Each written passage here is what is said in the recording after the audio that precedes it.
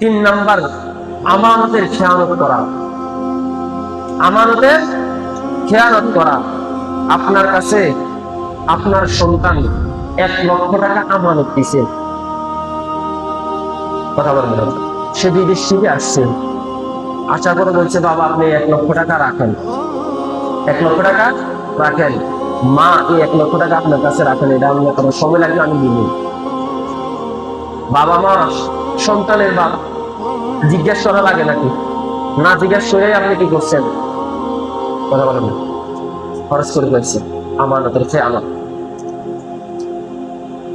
আমানতের খেয়ানত। বাবা সন্তানের কাছে, মা সন্তানের কাছে কিছু জিনিস রাখছে, টাকা রাখছে, এক বন্ধু আর বন্ধুর কাছে কিছু টাকা রাখছে অথবা কিছু জিনিস রাখছে, সেটা যেটাই হোক, তোর কাছে এটা রাখিস, ভাই আপনার কাছে এটা আমি দিলাম, বাবা আমি আপনার কাছে এটা দিলাম, মা আমি আপনার কাছে এটা দিলাম, বাবারে আমি তো মা আমার তো খেয়াল থাকে না, তোর কাছে এই জিনিসটা আমানত দিলাম, এই জিনিসগুলো তোর কাছে আমানত রাখিস, দলিল পত্র কাগজপত্র গুলা তোর কাছে আমানত দিলাম, তুই বুঝোস ভালো। দেখা যায় যে এই ভাই বলছে ওই ভাই গাঠি বেঁধে বসে থাকে, বাকি ভাইরা রাস্তায় রাস্তায়, বাস্তব না বাস্তব? এইরকম প্রত্যেক ফ্যামিলিতে সালাদ 2-1টা থাকে, যার কাছে দলিলের বান্ডিল, ইসলামের বান্ডিল, হোটেলের বান্ডিল, টাকার বান্ডিল, মা বাবার স্বর্ণ অলঙ্কারের বান্ডিল, বাবা কোন কোন জায়গায় ঋণ টাকা দিচ্ছে টাকা পায়, সেগুলার বান্ডিল সে গুছাইয়া রাখে, বাইরেতে দিতে চায় না, ঠিক কিনা? কথা বলে না। মনে করে তুই দলিলটা ওই বাইরে দিয়ে দিলে সে তো টাকা সব নিয়ে যাবে, এটা কি সম্ভব? এই পর্যন্ত দেখি নাই। খতিয়ান ও বাইরে দিয়ে দিলে সে খতিয়ানের মালিক হয়ে যাবো, সে খতিয়ানের কি হয়ে যাবে? মালিক হয়ে যাবে।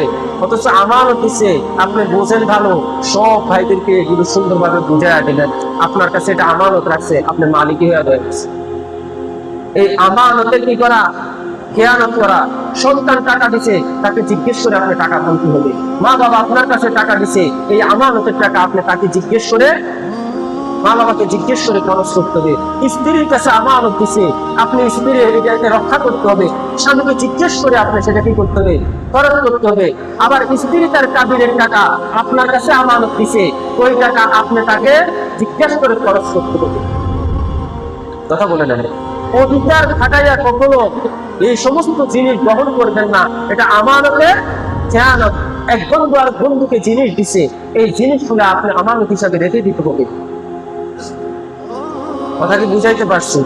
অনেক সময় চিন্তা করে উনি তো 4 মাস পরে নিবে, এর ভিতরে আমি ওগুলোকে ব্যবহার করি, এটা আমানতের খেয়ানত। আপনার কাছে কিছু টাকা আমি জমা দিয়ে বললাম, 4-5 মাস পরে এই টাকাটা বলেন আমি নিয়ে যাব। আপনি চিন্তা করলেন যেহেতু 4-5 মাস পরে নিয়ে যাবে, তাহলে এটাকে আমি কি করি?